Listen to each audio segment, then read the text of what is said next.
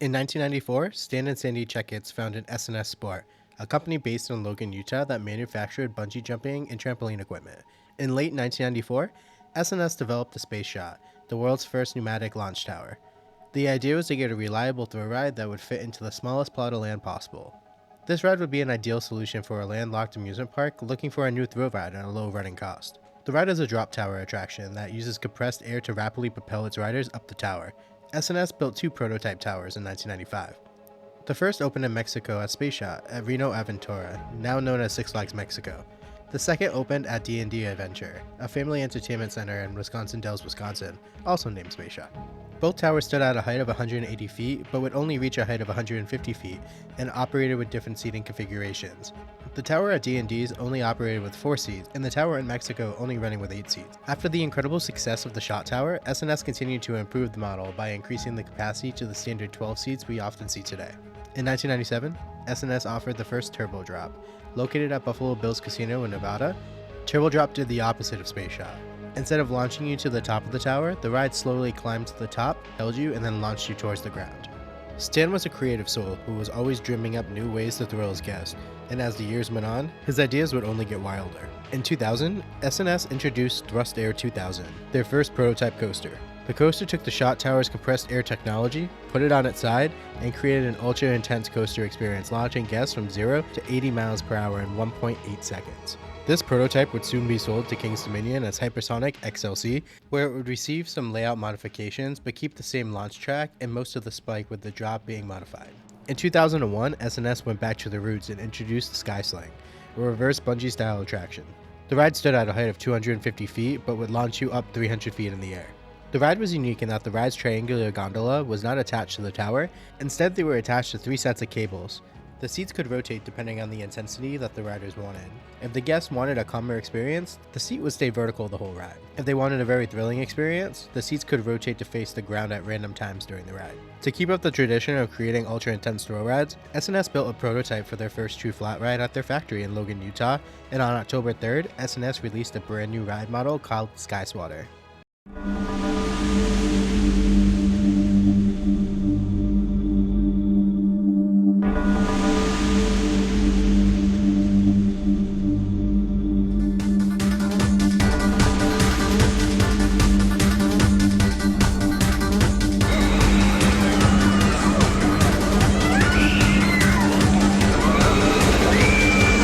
The first installation opened for the 2003 season at Six Flags AstroWorld in Houston, Texas. Named Swat, the ride would be named this due to the paddles looking like giant fly swatters. Swat was placed in the Plaza de Fiesta, also known as the Mexicana section of the park, and featured a loose Mexican theme with the ride center being themed to a sun, and the support towers being painted yellow with orange stripes that gave it a more Aztec look. Placed between Diablo Falls and Viper, Swat was quite the spectacle to watch and made a big impression when it was in operation. Standing at a height of 55 feet when stationary and at a height of 105 feet when in operation, the ride would draw a lot of people to it, but not everyone would ride it. The ride experience went as follows. After the ride was dispatched, the trolley would slowly rise horizontally using compressed air.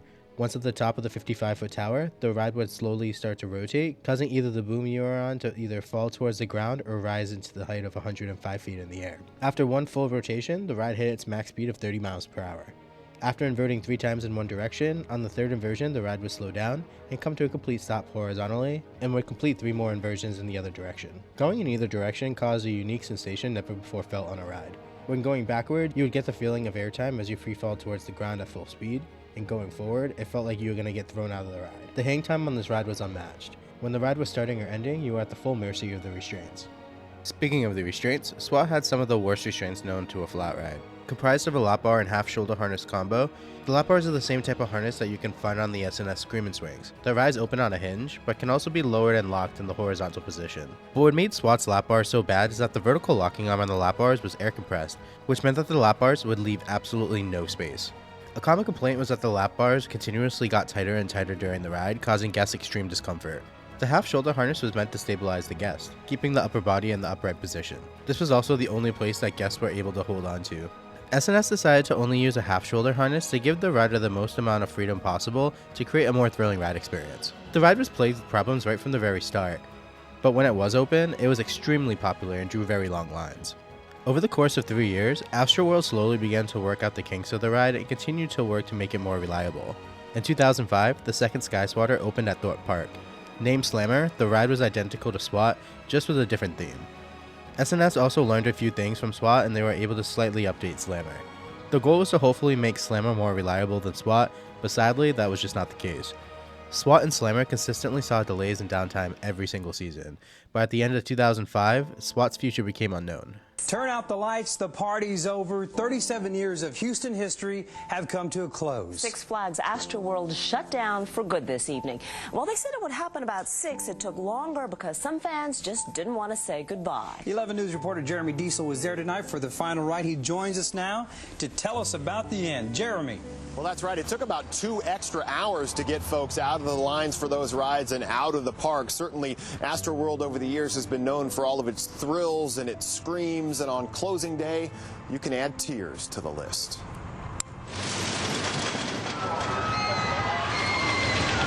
Many of the rides here at AstroWorld will actually be relocated physically to other Six Flags parks. The fate of the Texas cyclone, though, is up in the air. That's because its 30,000 bolts and 30-year-old timbers would certainly be costly to move. One thing is for sure, there won't be any more rides on that ride at this location. That's because right after that last ride, we're told a section of track was removed.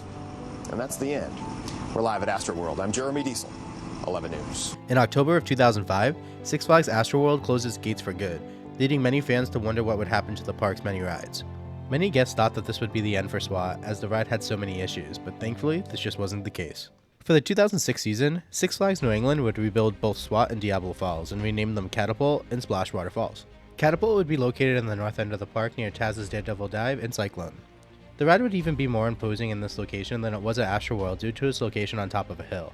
The ride could be seen cycling from anywhere in the park. The 2006 season for the ride was rough to put it lightly. It was down from many of my visits, and when it was operational, it wasn't for long. My first ride on it was just a few days after it opened at Six Flags New England, and it broke down when I was on the ride. The 2007 season wasn't much kinder to the ride, and it continued to sit closed for much of the season.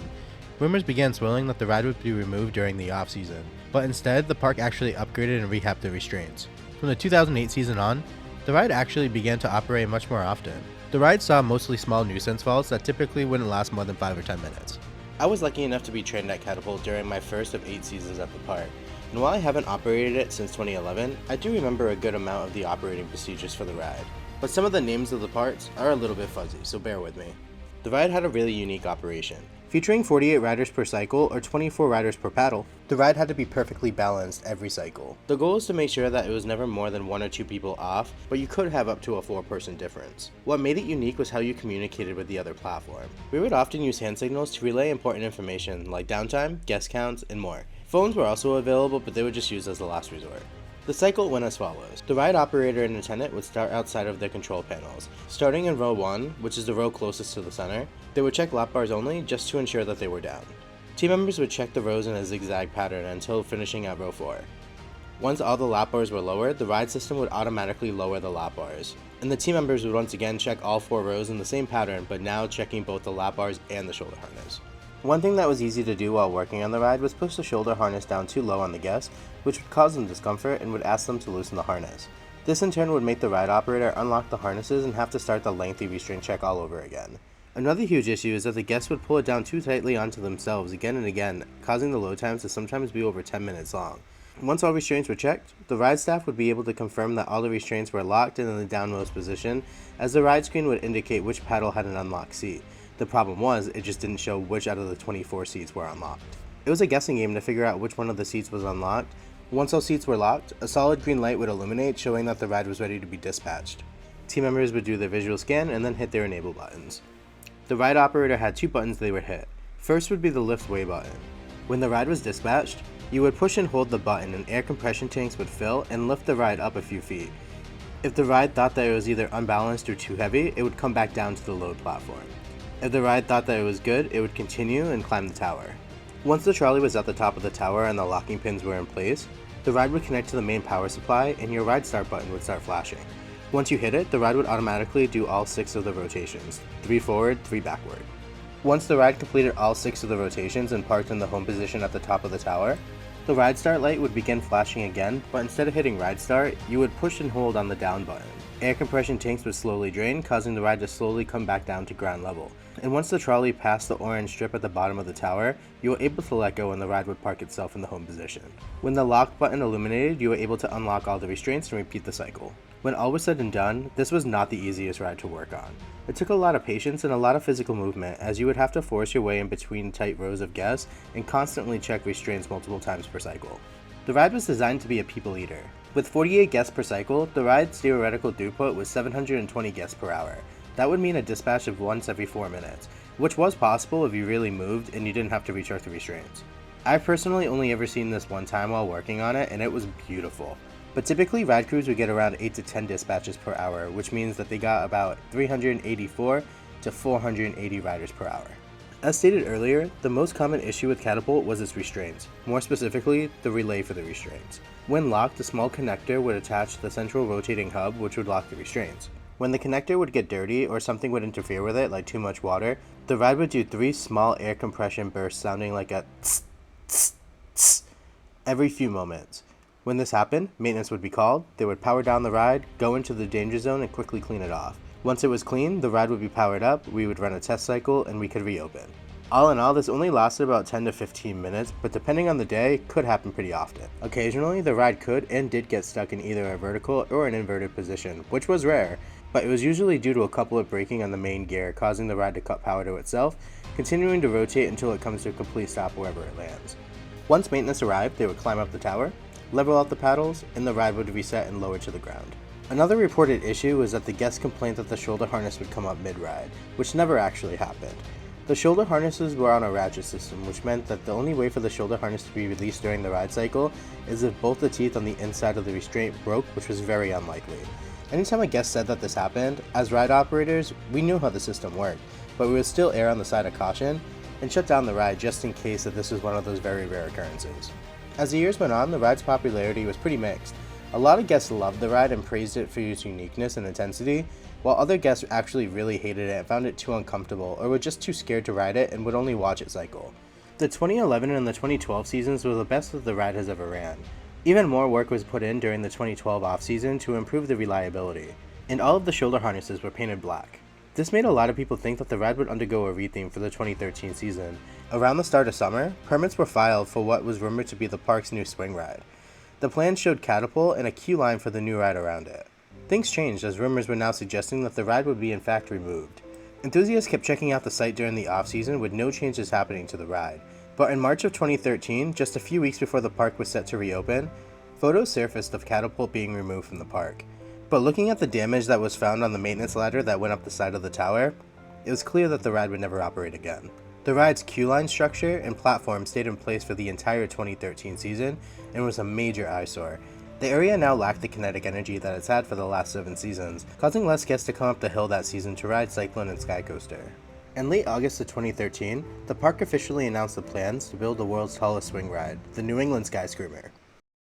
Six Flags introduces the New England Sky Screamer, a world record 400-foot aerial adventure that sends you spinning through the clouds. Go sky high on the tallest ride in park history. The all-new New England Sky Screamer, cleared for takeoff in 2014. At the end of the 2013 season, Taz's Daredevil Dive would close to make room for the new ride. Nessie's queue line would take up most of the ride area for Catapult, and Catapult's queue line would stick around and be the new entry plaza for the ride. There are a few remnants of the ride still left over at the park today. The first being the main queue line structure, featuring Greek-style columns which surrounded the queue line. The pillars are still there to this day, showing off what used to be. Another remnant of the ride is its old maintenance building. You'll see a very small maintenance building located right next to the tree line. And for many years after its removal, the ride featured its 2 white air compression tanks. So why's it gone? Sadly, it was the maintenance costs and the restraints. The ride restraints have always been this ride's downfall, from guest discomfort decreasing the popularity to causing capacity issues and just overall a lot of downtime. While these restraints were terrible and a shoulder harness would have done just fine, I appreciate the fact that S&S wanted to try to keep the feeling of freedom, which led to a more thrilling ride experience. I just hate how it was the reason for its downfall of the model. The ride being a prototype, it had tons of issues that were never seemed to be truly worked out. Between Catapult and Slammer, the rides spent much of their lives closed, making it difficult to experience, more Slammer than Catapult though. Once S&S stopped producing the ride model in 2010, parts became harder and harder to find and much more expensive to produce. Even though strangely enough, Catapult and Slammer both experienced the most uptime that the rides have ever seen in their final years of operation, it was just not enough to save them. Thank you all so much for watching, and thank you so much for 1,000 subscribers. It means the world to me to see everyone enjoying my videos that I truly enjoy making. I've made it my goal to make at least one Why Is It Gone video per month on top of the other videos that I'm going to continue to make for the channel. So if you have any suggestions of other rides that you would like me to cover, leave it in the comments, and if I do pick it, I'll give you a shout out. Make sure to like and subscribe so that way you'll never miss a video, and if you don't, that would just be criminal. And I know two superheroes are just not gonna stand for it. I'll see you guys in the next one. Later.